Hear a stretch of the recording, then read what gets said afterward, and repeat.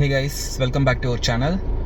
நம்ம ஆல்ட்ராஸில் third and fourth கியரில் ஆக்சிலரேஷன் லாக் இஷ்யூஸ் இருக்கான்னு நிறைய பேர் கமெண்ட்ஸில் கேட்டிருந்தீங்க. நான் யூஸ் பண்ண வரைக்கும் தேர்ட் அண்ட் ஃபோர்த் கியரில் ஆக்சிலரேஷன் லாக் இருக்குது, ஆனால் இல்லை.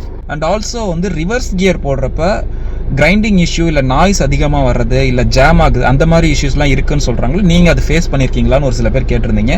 இந்த ரெண்டு இஷ்யூவுமே வந்து நான் ஃபேஸ் பண்ணேன். பட் இப்போ அந்த ரெண்டு இஷ்யூமே வந்து சால்வும் ஆயிடுச்சு. எப்படின்னு உங்களுக்கு நான் கிளியராக எக்ஸ்பிளைன் பண்ணுறேன், வாங்க பார்க்கலாம். ஸோ கைஸ், ஆல்ட்ராஸ் நீங்கள் ஒருவேளை வாங்கியிருந்தீங்கன்னா இந்த தேர்ட் அண்ட் ஃபோர்த் கியரில் இருக்கிற ஆக்சிலரேஷன் லாக் இஷ்யூஸ் வந்து நம்மளால் 1 or 2 days இல்லை மேக்ஸிமம் 1 week நம்மளால் ஐடென்டிஃபை பண்ணி ஈஸியாக ஃபிக்ஸ் பண்ண முடியும். ரொம்ப ரொம்ப சிம்பிளான விஷயம் தான். இதுக்கு முன்னாடி பார்த்தீங்கன்னா நான் வந்து ஜைலோ ஓட்டிட்டு இருப்பேன். இப்போ நான் செகண்ட் கியர்லேருந்து தேர்ட் கியர் ஷிஃப்ட் பண்ணி நான் ஆக்சிலரேஷன் கொடுத்தேன்னா ரொம்ப கம்மியான ஸ்பீட்ல இருந்தா கூட அந்த ஆக்சிலரேஷன் என்னால் ஃபீல் பண்ண முடியும். சைலோ மட்டும் இல்லை, மற்ற கார்ஸ்லையுமே வந்து செகண்ட்ல இருந்து தேர்ட் கியர் போறப்ப ஒரு கம்மியான ஸ்பீட்ல இருந்தாலும் ஆக்சிலரேஷன் கொடுக்குறப்ப அந்த ஆக்சிலரேஷன் நம்மளால ஃபீல் பண்ண முடியும். பட் இந்த ஆல்ட்ராஸ்ல என்ன ப்ராப்ளம்னா, இப்போ பாருங்களேன், நான் ஃபர்ஸ்ட் கியர் போட்டு மூவ் பண்றேன். நீங்க ஸ்மூத்தா டிரைவ் பண்ற ஒரு ஆளா இருந்தீங்கன்னா, ஸோ இப்போ பாருங்க, ஃபர்ஸ்ட் கியர் போட்டேன், அடுத்து செகண்ட் கியர் போடுறேன்.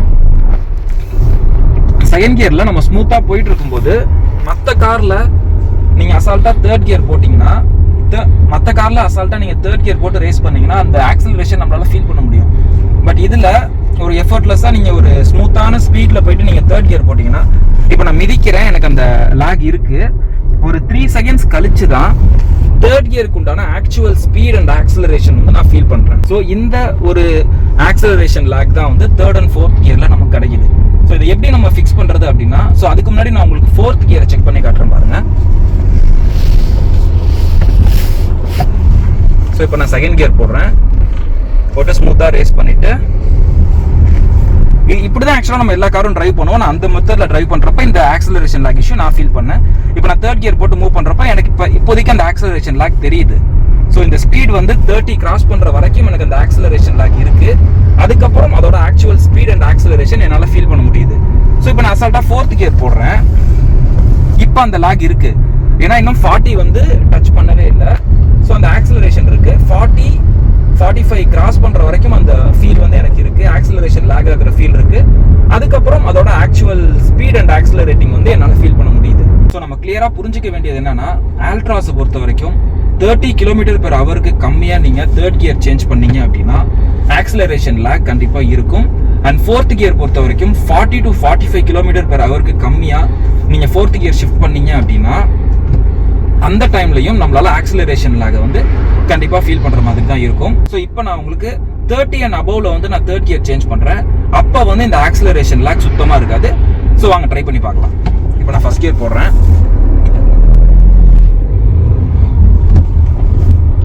செகண்ட் கியர், இப்போ 30-35 வந்துருச்சு. நான் தேர்ட் கியர் போடுறேன், எனக்கு அந்த ஆக்சிலரேஷன் லாக் வந்து சுத்தமா இல்லை. இப்போ 45 தாண்டிருச்சு, நான் ஃபோர்த் கியர் போடுறேன், அந்த லாக் சுத்தமா இல்லவே இல்லை. ஸோ நம்ம யூஸ்வலா மற்ற கார்ல வந்து இந்த லாக் ஆகிற ஃபீல் வந்து இதே விஷயத்த 30க்கு கம்மியா நீங்க தேர்ட் கியர் போட்டாலும் இல்லை 40க்கு கம்மியா ஃபோர்த் கியர் போட்டாலும் இந்த மாதிரி லாக் ஆகிற மாதிரியான ஒரு ஃபீல் வந்து நமக்கு மற்ற கார்ஸ்ல இருக்காது. பட் ஆல்ட்ராஸை பொறுத்த வரைக்கும் அந்த ஆக்சிலரேஷன் லாக் ஆகிறது வந்து அந்த தேர்ட் அண்ட் ஃபோர்த் கியர்ல நம்மளால தனியா ஃபீல் பண்ண முடியுது. ஸோ இந்த ஒரு ரீசன்னால சிம்பிளா வந்து ஆல்ட்ராஸ்ல தேர்ட் அண்ட் ஃபோர்த் கியர்ல வந்து ஆக்சிலரேஷன் லாக் இஷ்யூஸ் இருக்கு நம்ம சொல்லிடுறோம். ஈவன் பிர்லாஸ் பார்வை சேனல்ல கூட சொல்லியிருப்பாங்க, அந்த ஆல்ட்ராஸ் ட்ரை பண்றப்ப தேர்ட் அண்ட் ஃபோர்த் கியர்ல வந்து ஆக்சிலரேஷன் லாக் இருக்கு. அண்ட் ஈவன் எல்லா டாடா கார்ஸ்லயுமே வந்து இந்த ஒரு இஷ்யூ இருக்கு.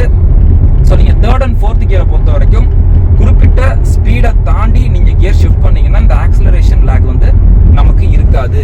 ஸோ யூசர் மேனுவல்லையும் இதே தான் சொல்லியிருக்காங்க. இந்த தேர்ட் அண்ட் ஃபோர்த் கியர்ல வந்து தேர்ட் கியர் 30 to 35 ஷிஃப்ட் பண்ணும், ஃபோர்த் கியர் வந்து 40 to 45 இந்த ஸ்பீட்ல ஷிஃப்ட் பண்ணீங்கன்னா இந்த ஆக்சிலரேஷன் லாக் இஷ்யூஸ் வந்து ஆல்ட்ராஸ்ல வராம நம்மளால பாத்துக்க முடியும். அண்ட் இந்த ரிவர்ஸ் கியர் போடுறப்ப சரியா என்கேஜ் ஆகாம ஒரு கிரைண்டிங் நாய்ஸ் வரும், இல்ல அப்பப்ப ஜாம் ஆகும், கரெக்டா என்கேஜ் ஆகாது நீங்க ஆல்ட்ராஸ் வாங்குற ஸ்டார்டிங் ஸ்டேஜ்ல. இப்போ நான் உங்களுக்கு எப்படின்னு காட்டுறேன். இப்போ நான் வண்டி இக்னிஷன் ஆன் பண்ணிட்டு ஆன் பண்ண உடனே நீங்க ரிவர்ஸ் கியர் போட்டீங்கன்னா இப்போ வந்து நீங்க பாத்தீங்கன்னா என்கேஜ் ஆயிடுச்சு. பட் மோஸ்ட்லி வந்து இப்படி ஆஃப் கியர்லேயே என்கேஜ் ஆன மாதிரி ஒரு இஷ்யூஸ் வந்து ஸ்டார்டிங் ஸ்டேஜ்ல வரும். இதுக்கு நீங்க சொல்யூஷன் என்னன்னா, வண்டியை ஆன் பண்ணிட்டு ஒரு 5 seconds வந்து ஐடியலா வச்சுட்டு நீங்க ரிவர்ஸ் கியர் போட்டீங்கன்னா உங்களுக்கு ரிவர்ஸ் கியர் வந்து ஸ்மூத்தா விழுவும். அப்படி இல்லை, இன்னொரு ஆப்ஷன் என்னன்னா ஃபஸ்ட்டு நீங்கள் ஃபஸ்ட் கியர் போட்டுட்டு அதுக்கப்புறம் நீங்கள் ரிவர்ஸ் கியர் போட்டு நீங்கள் வண்டியை மூவ் பண்ணிங்கன்னா எந்த இஷ்யூஸும் இல்லாமல் ஸ்மூத்தாக ரிவர்ஸ் கியர் வந்து என்கேஜ் ஆகும். ஆக்சுவலாக இப்போ ஃபர்ஸ்ட் சர்வீஸ்க்கு அப்புறம் எனக்கு அந்த இஷ்யூஸுமே இல்லை. வண்டியை உடனே ஸ்டார்ட் பண்ணிவிட்டு நான் உடனே ரிவர்ஸ் கியர் போட்டாலுமே வந்து எனக்கு கரெக்டாக தான் என்கேஜ் ஆகுது. இந்த ஆல்ட்ராஸை பொறுத்த வரைக்கும் இந்த இஷ்யூ வந்து வண்டி வாங்கின ஸ்டார்டிங் ஸ்டேஜில் அப் டு ஃபர்ஸ்ட் சர்வீஸ் வரைக்கும் இருக்குன்னு நினைக்கிறேன். அதுக்கப்புறம் இது ஒரு பெரிய இஷ்யூவாக தெரியாது. ஸோ ஆல்ட்ராஸை பொறுத்த வரைக்கும் 3rd and 4th gear accelerating lacking இஷ்யூவை பற்றி இப்போ ஒரு கிளியரான ஐடியா உங்களுக்கு கிடச்சிருக்குன்னு நம்புகிறேன். அண்ட் ஆல்சோ ரிவர்ஸ் கியரை பற்றியும் ஒரு கிளியரான ஐடியா கிடச்சிருக்குன்னு நம்புகிறேன். ஸோ இதை பற்றி நீங்கள் என்ன நினைக்கிறீங்கன்னு கீழே கமெண்ட்ல சொல்லுங்கள்.